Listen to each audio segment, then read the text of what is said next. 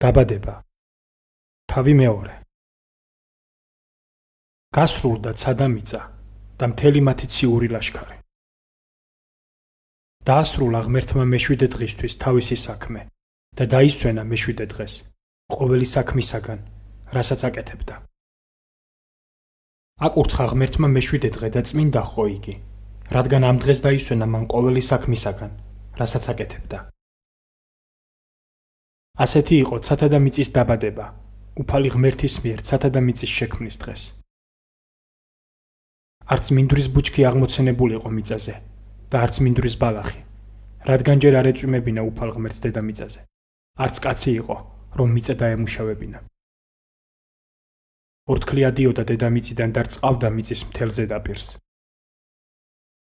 გამოსახა უფალმა ღმერთმა კაცი მიწის მტვრისაგან და შთაბერა მის ნესტოებს სიცოცხლის სუნთქვა და იქმნა კაცი ცოცხალ არსებად. გააშენა უფალმა ღმერთმა ბაღი ედემში, აღმოსავლეთით და დასვა იქ კაცი, რომელიც შექმნა.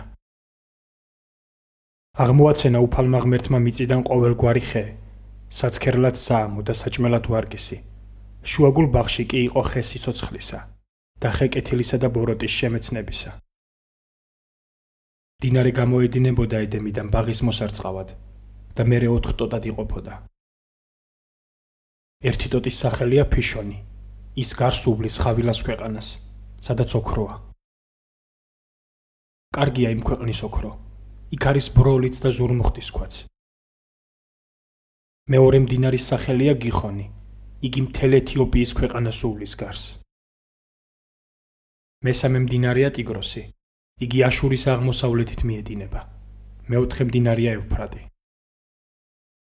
აიყვანა უფალმა ღმერთმა კაცი და დაასახლა ედემის ბაღში, რათა დაემუშავებინა და დაეცვა იგი.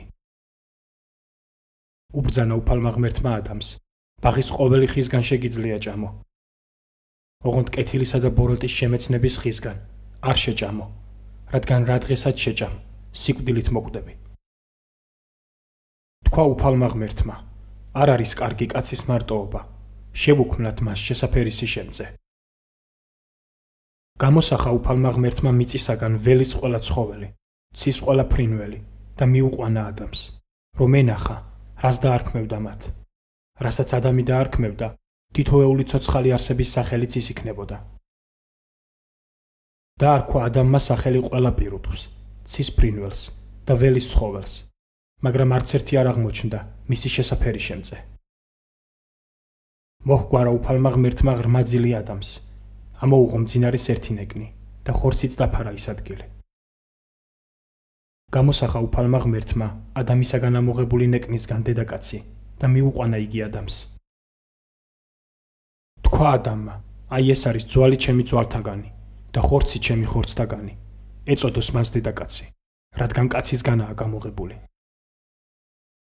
ამიტომ მიატოვებს კაცი თავის მამას და დედას, მიეკრობა თავის დედაკაცს და გახდებიან ისინი ერთ ხორცად.